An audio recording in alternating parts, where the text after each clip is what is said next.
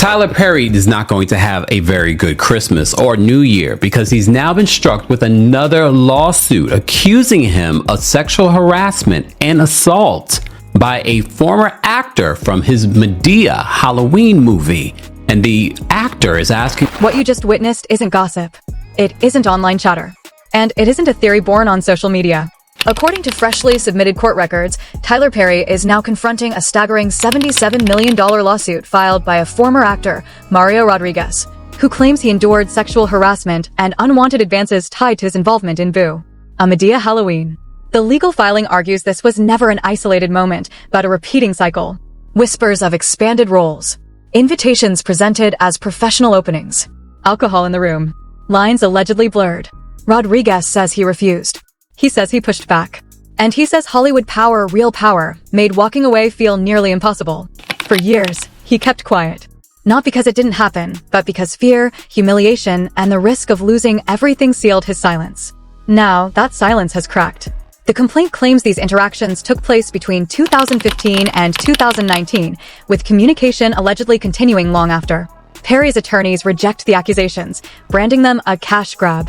Rodriguez's legal team argues the case is far from over. And this is where the narrative stretches beyond a single courtroom battle. Because this isn't only about one performer. It's about influence, opportunity, and how silence can so easily be misread as permission. Stay with us, because what comes next forces Hollywood to confront questions it has dodged for decades. Talk about it.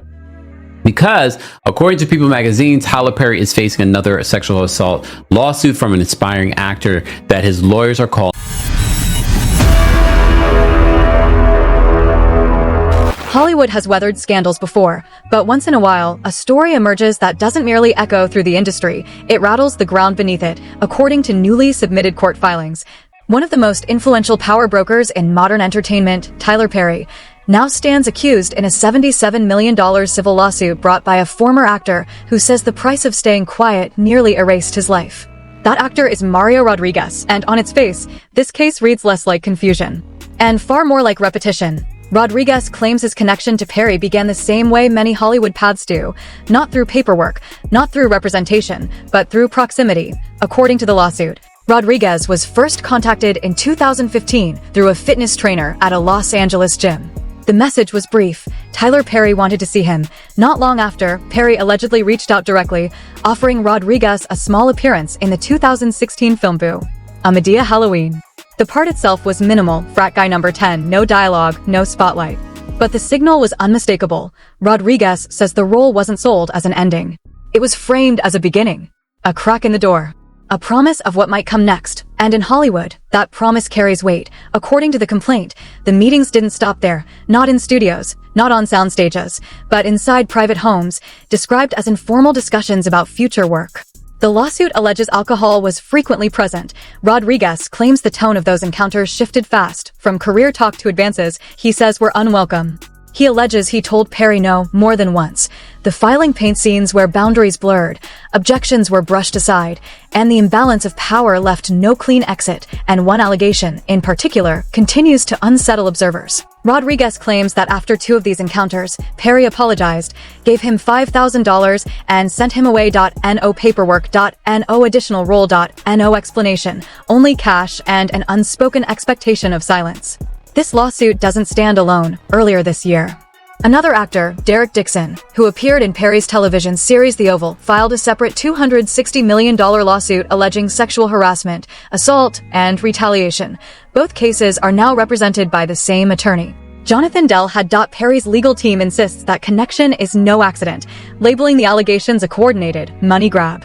But Dell had rejects that framing, stating publicly that none of the claims have been thrown out and that earlier filings were merely transferred between courts. That difference matters, because dismissed cases disappear, relocated cases don't. Model who landed a minor role in Perry's 2016 movie Boo, a Madea Halloween, alleges in a new lawsuit that Perry sexually assaulted him and made unwanted sexual advances while promising him roles. Rodriguez is seeking $77 million in damages. Perry's attorney, Alex Spiro, a lawyer known for shielding some of the biggest names in entertainment, responded without hesitation. In a statement issued on December 26, Spiro dismissed the lawsuit as yet another effort to squeeze money from allegations tied to events he says stretch back more than a decade. He labeled it a failed money grab. Rodriguez's legal team fired back almost immediately, insisting the allegations are active, supported by evidence, and moving steadily toward a courtroom. And then, something shifted. For years, Rodriguez remained completely silent in public. No interviews, no public accusations, no cryptic online posts. Until early December. That's when Rodriguez uploaded a video to Instagram, carefully avoiding Perry's name, yet describing an experience that mirrors the lawsuit's allegations nearly line for line. There was no theatrics. No outrage. What he shared was restrained, calm, and unmistakably heavy. Checking in with you guys about the news that I mentioned a couple days ago. I wanted to talk to you guys a little bit about sexual assault and harassment and why the people stay silent. For a long time, guys, I didn't want to say anything, and I wanted to tell you guys why I didn't want to say anything. But when it happened to me, I felt ashamed. I was scared because of the judgment and the questions that people were going to start asking, almost like they were going to blame me for just being there. Well, I felt all of that, guys, when a very big director, a very seriously powerful person that everybody knows, invited me over to his house to talk about roles and upcoming things that he was writing. I was telling myself, like, man, like all of my dreams are coming true right now. Like my opportunities at my front door right now. So much excitement going through my body. And then, guys, it happens. You know, my boundaries were crossed. You feel like this person feels like they got power over you because of the situation and the opportunity that presented itself in front of you. And then you and how fear can somewhat keep you quiet and keep you silent. Well, I stayed quiet for much too long, and I just want to say I'm really sorry, man, because if I would have spoken up sooner, I could have saved somebody that this probably happened to after me. I just want to say sorry for that, whoever that may be. It could have stopped with me if I would have said something, but I do apologize, and I'm speaking up now and getting it out there and talking about it, most importantly, then so be it. And I just want to apologize once again, guys, because I'm sorry I can't really talk about more than what I've talked about right now, but I will be giving you guys an update very soon about the whole situation that happened in detail. Rodriguez's account taps into a truth many inside the industry recognize, but almost never say out loud. When opportunity is controlled by a single gatekeeper, when your future hinges on one person's favor, silence isn't always agreement. It's often self-preservation. Rodriguez says he stayed quiet because fear ruled everything. Fear of being judged, fear of being blamed, fear that speaking up would erase the last scraps of possibility he had left. And according to the lawsuit, the alleged contact didn't stop in 2019. Court filings claim Tyler Perry continued reaching out through 2024, years after the alleged encounters, a detail that, if proven, could become a turning point in the case. Hollywood has faced allegations before, but this situation stands apart for three reasons. Timing, a second lawsuit with similar claims is already moving forward. Consistency, the Instagram video and the legal filings track each other almost perfectly. Documentation, the complaint points to text messages, financial transfers, and ongoing contact. Whether those pieces withstand scrutiny in court remains uncertain, but the questions they raise refuse to disappear. This lawsuit isn't only about Tyler Perry. It's about how power functions when no one is watching, how opportunity can quietly turn into pressure, and how fear can lock people into silence for years. Rodriguez isn't asking the public to pass judgment. He's asking the court to hear him. And now that the silence has been broken, the industry is paying attention, not just to what happens next, but to who might speak next. Because if these allegations are confirmed, this won't mark the end of the story. It will signal the start of a reckoning Hollywood has spent decades avoiding. When lawsuits like this emerge, the first question is almost never what is being alleged. It's when. Because in civil court, time isn't just background, it's leverage. According to the filings, the conduct alleged by Mario Rodriguez spans several years. beginning in 2015 and running through 2019, with claims of continued contact reaching into 2024. That timeline isn't incidental. It shapes everything, not just the narrative of repetition, but the legal mechanics, statutes of limitation, jurisdiction, and credibility, the three pillars that will decide whether this case advances or collapses before trial. The lawsuit traces the starting point back to 2015, when Rodriguez says he was approached at a Los Angeles gym and told that Tyler Perry wanted to meet him. Within months, Rodriguez landed a minor role in Boo, a Medea Halloween, 2016. From a legal perspective, this matters, because the defense is likely to argue the role was minimal. The interaction was brief. There was no sustained professional relationship. But the plaintiff's framing moves in a different direction. Rodriguez's filings focus less on screen time and more on expectation. They argue that access was positioned as the start of something larger, a familiar claim in cases built around power imbalance. In court, expectation can carry as much weight as outcome. This is where the timeline turns darker. The lawsuit alleges a series of private meetings, presented as discussions about future opportunities. According to the complaint, these encounters didn't take place in offices or on sets, but inside private residences, often with alcohol involved. The plaintiff alleges that during these meetings, boundaries were crossed. Objections were voiced.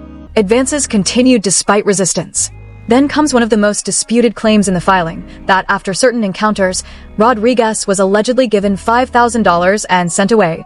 Legally, this detail cuts both ways. For the plaintiff, it can be framed as an acknowledgement of wrongdoing, an attempt to dismiss or quiet the situation. For the defense, it may be argued as an innocent gesture, a misunderstanding, or something unrelated entirely. But courts don't examine moments in isolation, they examine patterns. One of the most common defense strategies in cases like this is delay. Why wait? Why speak now? Rodriguez's legal team appears to anticipate that challenge.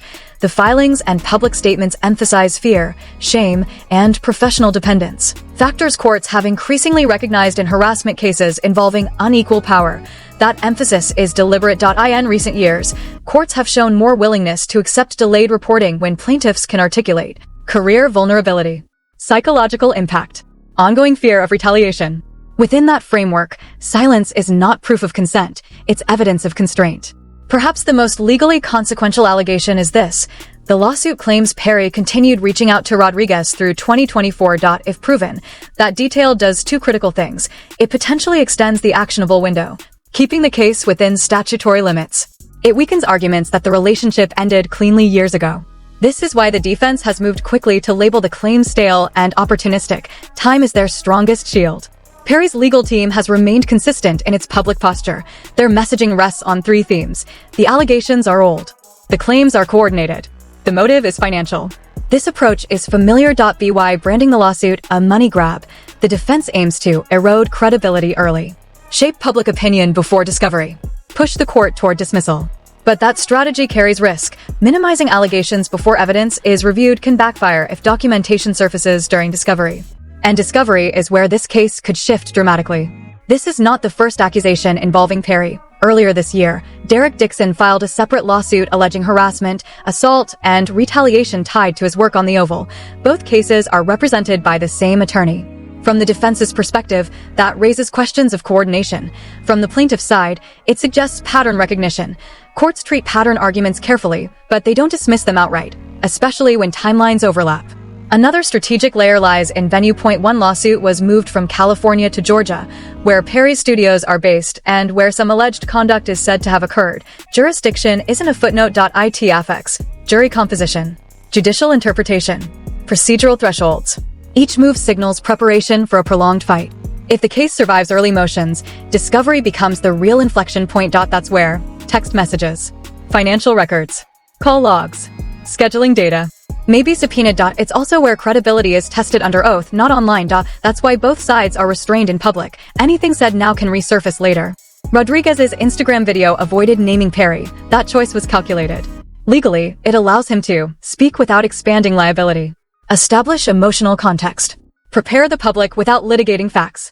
But it also invites scrutiny. Defense teams routinely dissect public statements line by line, searching for inconsistencies. What offers emotional clarity can create legal exposure, unless the story remains consistent. So far, it has. For Rodriguez, corroboration, documentation, consistency.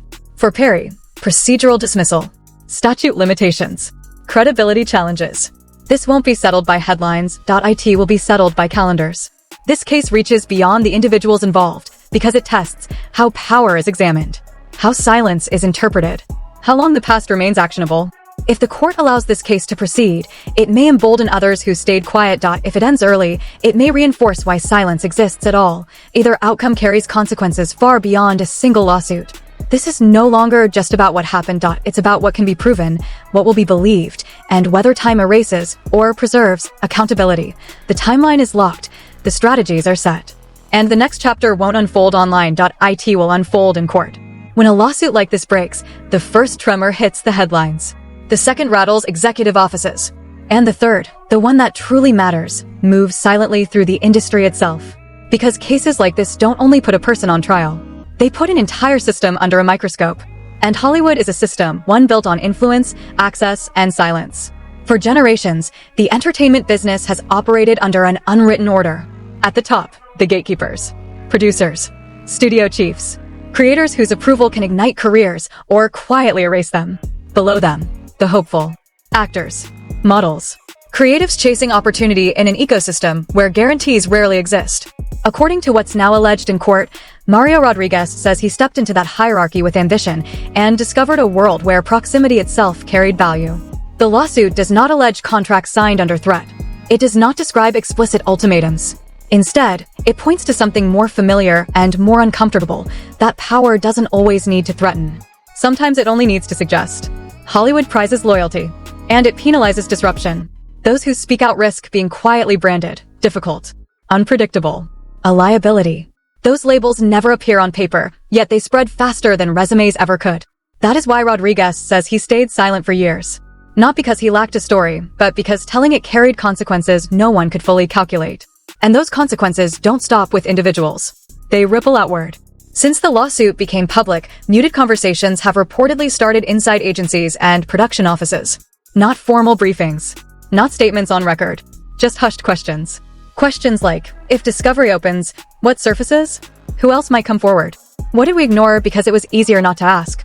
Because when one allegation emerges, institutions are forced to confront what they normalized.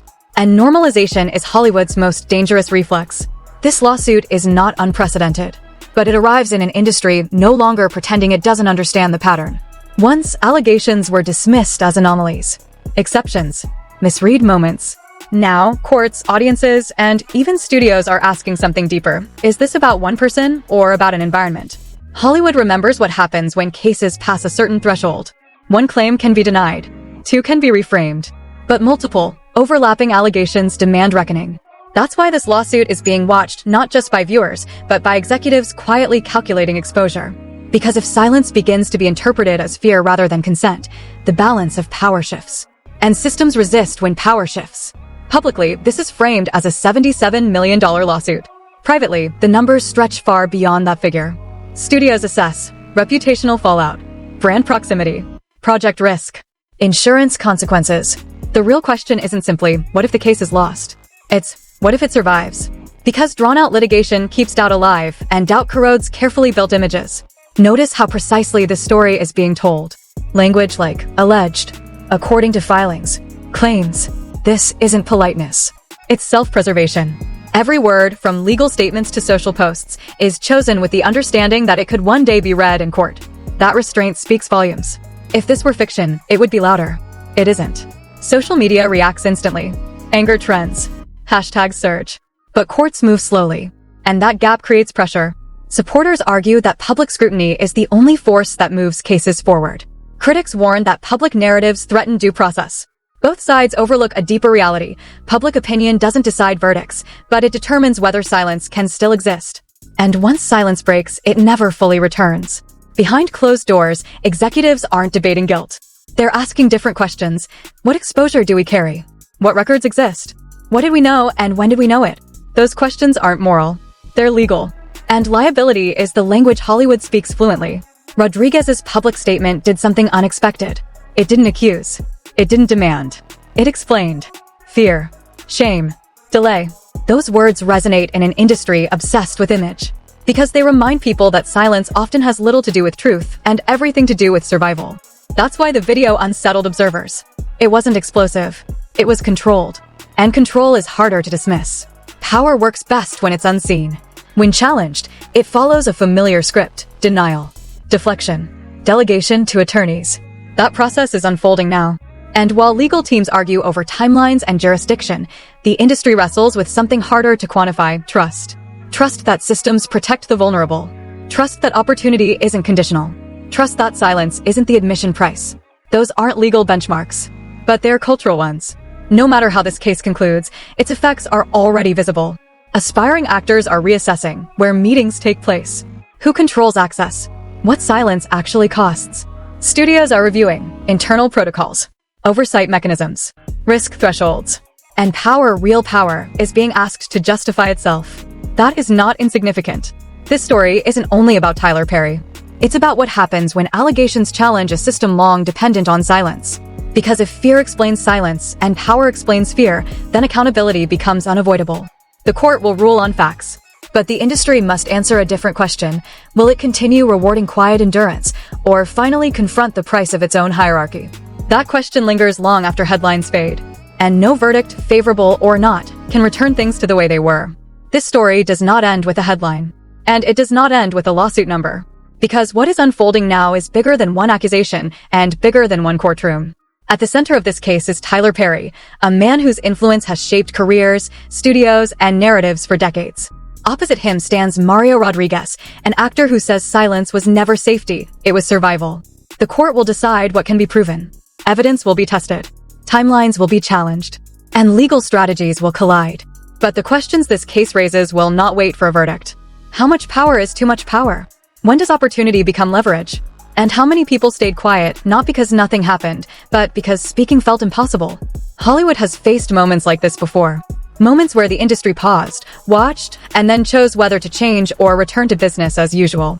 This case is now part of that history. Regardless of how it ends, it has already forced conversations that were never meant to happen out loud. It has exposed the fragile line between access and accountability. And it has reminded the public that silence often carries a cost far greater than speaking. As this lawsuit moves forward, more details will emerge. More arguments will be made. And more pressure will build, not just on the people involved, but on the system that enabled silence to thrive. So the real question isn't just what the court will decide. The real question is this: when the truth becomes uncomfortable, will the industry finally listen? Or will it look away again? We'll continue following every development, every filing, and every shift in this case. Stay informed, stay critical, and stay with us, because this story is far from over.